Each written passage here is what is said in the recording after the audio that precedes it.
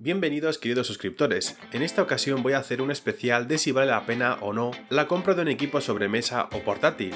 Esto básicamente se debe a que he recibido muchas preguntas de si me compro este portátil o no, de si vale la pena, cuál es su rendimiento, para presupuestos ajustados y quizás no tan ajustados, superando los 1000 euros en ocasiones. Así que he pensado que sería un vídeo bastante interesante, sobre todo porque veo que gran parte de los suscriptores tienen las mismas dudas. Así que entraremos un poco en el rendimiento, en el mantenimiento, en los precios y finalmente una conclusión. Así que como siempre, de todo lo que hablo o comento está en descripción, y si tenéis cualquier duda como siempre en la caja de los comentarios. Y por cierto, para el que no lo sepa, aún está activo el sorteo de los videojuegos que voy a sortear en breves.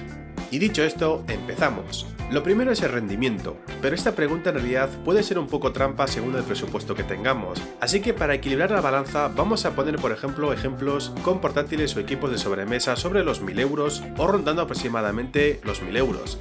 Así que rondando los 900 y los 1000 euros tenemos portátiles la verdad muy interesantes. Lo primero que debo mencionar es sobre el procesador. Antiguamente, para el que no lo sepa, los equipos laptop estaban muy limitados en cuanto a potencia bruta y nos teníamos que dejar un pastizal para que fueran unos equipos bastante buenos, pero hoy en día esto ha cambiado considerablemente, sobre todo con algunos equipos que vienen con Ryzen o procesadores de AMD. Que si los comparamos contra CPUs de sobremesa, la verdad es que no tiene nada que envidiar. Por ejemplo, si cogemos el Ryzen 7, el 4800H, que es un CPU para portátiles, y lo comparamos por ejemplo contra el 3600X, que es para equipos de escritorio.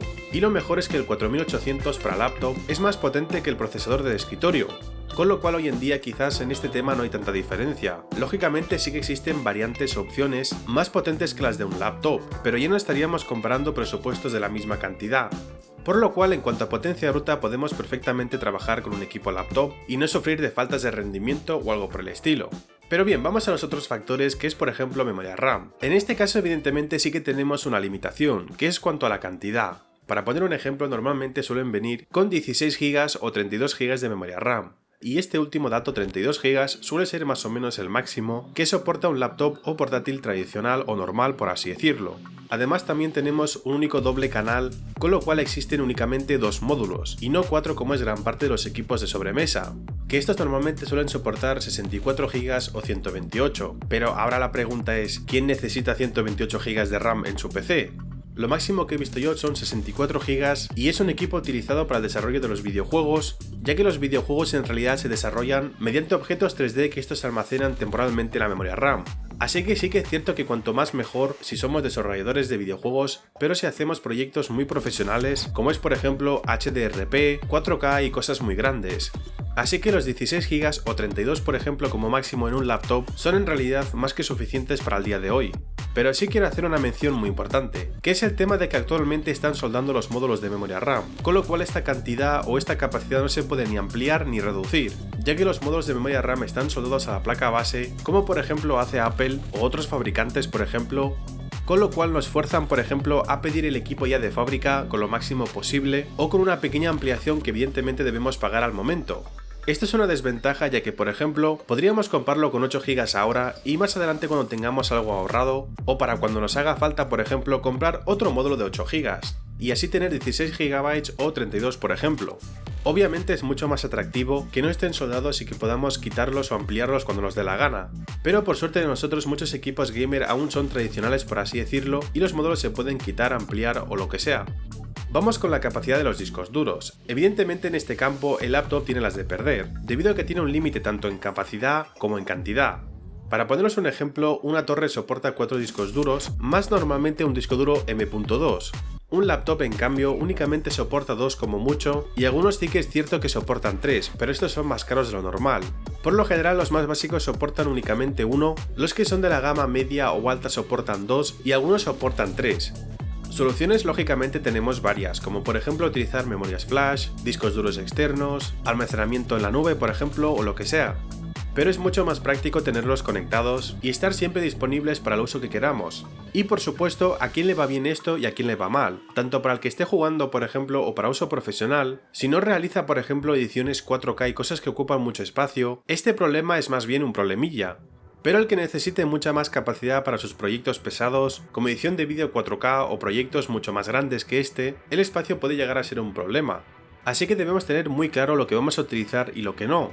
Esto lo digo básicamente porque nunca viene de más comprobar si el laptop o portátil que queremos comprar es compatible con dos discos duros M.2, los cuales nos pueden facilitar muchísimo el trabajo, debido a que no tenemos que llevar con nosotros un disco duro externo o depender de internet para el almacenamiento de la nube.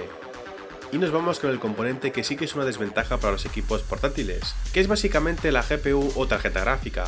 Si os preguntáis por qué es una desventaja, es básicamente porque los equipos laptop no permiten hacer cambios y cosas por el estilo. Sí que es cierto que podemos utilizar una tarjeta gráfica externa, pero el aparato que se requiere, por ejemplo el Razer Core, cuesta aproximadamente unos 300 euros. Así que no es una opción muy razonable en pocas palabras.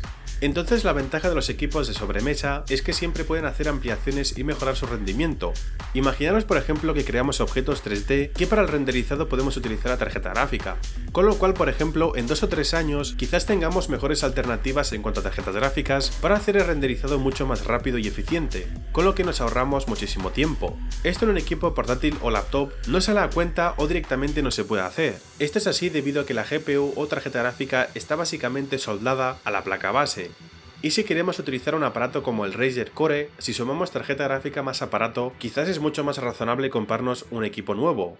Ahí es donde los equipos sobremesa tienen una gran ventaja, así que si nuestro uso o trabajo depende mucho de este componente, debemos comprar lo mejor posible con antelación. Quizás me estoy enrollando muchísimo como hago siempre, pero considero que es un tema bastante interesante. Otro tema que quizás muchos ni siquiera han pensado es el tema de mantenimiento. ¿Cuánto cuesta, por ejemplo, limpiar una torre o un laptop? En un equipo sobremesa, por ejemplo, siempre es mucho más fácil debido a que es básicamente abrir la tapa y ya tenemos acceso al disipador, tarjeta gráfica y otros componentes, con lo que podemos quitarlos con mucha facilidad y limpiarnos sin ningún tipo de problema. Pero en los equipos laptop esto no es así, ya que algunos fabricantes muy a propósito hacen muy complejo su mantenimiento, con lo que casi debemos desmontar todo el equipo para proceder con la limpieza del disipador, el cambio de la pasta térmica y cosas por el estilo. Por lo cual tenemos algunos equipos o laptops que sus fabricantes han puesto especial atención y en algunos es tan simple como quitar la tapa y limpiar, o cambiar pasta térmica por ejemplo, pero en otros tendremos que desmontar. Así que en realidad es una pregunta que depende mucho del fabricante y del equipo o modelo que sea. También debemos tener en cuenta que los equipos laptop necesitan más mantenimiento que una torre, o más atención mejor dicho, en el tema de comprobar temperaturas mientras jugamos, uso profesional o lo que sea, nunca viene de más. Ya que para el que no lo sepa, por ejemplo los procesadores o CPUs disponen de una temperatura máxima, por ejemplo 100 grados, entonces si nosotros estamos jugando y demás y estamos aproximadamente en los 70 o 60 y algo, es una temperatura muy buena. Pero si por ejemplo estamos en los 95-97, estamos casi al límite por así decirlo. Con lo que pueden pasar dos cosas, una es que tengamos el disipador taponado o que la temperatura de ambiente es muy elevada y la disipación es muy difícil. Esto se puede mejorar con las refrigeradoras portátiles o como he dicho mediante el mantenimiento. Así que es tan simple como buscar nuestro modelo de CPU y GPU para comprobar las temperaturas máximas que estos componentes soportan, para así mientras estemos jugando comprobar si se calientan demasiado o no. Y sobre la pregunta si es más fácil en una torre o en un laptop, es mucho más fácil hacer el mantenimiento a una torre, pero existen equipos laptop que también lo facilitan muchísimo y no es tan complejo como puede parecer. Bien, vamos con los precios. En este campo quizás los equipos laptop lo tienen mucho más fácil, debido a que últimamente los precios se están reduciendo bastante y los componentes que estos equipos incluyen no tienen nada en absoluto que envidiar a torres de sobremesa. Lógicamente incorporan su pantalla, su teclado y ratón, aunque desde mi punto de vista es mucho más recomendado jugar o utilizar un ratón tradicional. Pero sí es cierto que el teclado es 100% funcional, como lo es también el monitor o panel. Así que a la torre también debemos añadirle tema de teclado, ratón, un monitor que son un gasto evidentemente bastante importante. Y además con estas nuevas generaciones de procesadores, gráficas y componentes que se calientan muchísimo menos que antaño o antiguamente, las cosas han cambiado muchísimo. Y desde mi punto de vista quizás es mucho mejor un laptop que un equipo sobremesa, sobre todo si no buscamos nada especial, ya que a día de hoy la balanza de los precios está muy equilibrada y es muy difícil inclinarse por un lado o por otro. Ya habéis visto en varios de mis vídeos o tops que los equipos laptop o portátiles están siendo muy asequibles. Y finalmente vamos con la conclusión de si me lo compro o no me lo compro. Antes que nada quiero decir que es una decisión muy personal. Yo lo que sí que te he mostrado es un poco el rendimiento, el mantenimiento, los precios y he entrado un poco en detalle en estos temas, para que así puedas tener mucho más claro cuál es el uso que vas a tener y si es mejor para ti un laptop o una torre. Como he mencionado en el rendimiento, el tema de procesador o CPU y memoria RAM en realidad no son un gran problema, pero el disco duro y tarjeta gráfica quizás sí que lo pueden ser según el caso evidentemente, ya que he puesto varios ejemplos con la capacidad de los discos duros y también sobre la gran importancia de la tarjeta gráfica. Tampoco he entrado, como has podido ver, en el tema de portabilidad, peso, tamaño y estas cosas, ya que evidentemente el laptop es mucho más pequeño y práctico, con lo que evidentemente si viajas mucho, un equipo de sobremesa de 20 kilos como que no. Así que te recomiendo con toda la información que te he mostrado es que tengas muy claro el uso que le vayas a dar, tu presupuesto evidentemente, y como has podido ver te he mostrado varias soluciones como por ejemplo a la capacidad de los discos duros.